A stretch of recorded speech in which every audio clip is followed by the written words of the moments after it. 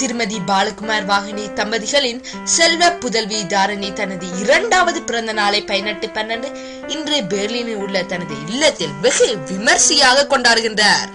அப்பா, அம்மா, தாரகா, அப்பப்பா, அம்மையா, மாமாமார், மாமிமார், பெரியப்பாமார், பெரியம்மாமார், மச்சான்மார், மச்சான்மார், அக்காமார், அண்ணாமார் மற்றும் உற்றோர் உறவினர், காற்றலை சொந்தங்கள் அனைவரும் இவர் பல்கலைகளும் கற்று பல்லாண்டு காலம் சீரும் சிறப்புமாக இறைவன் துணை கொண்டு வாழ வாழ்த்துகின்றார்கள்.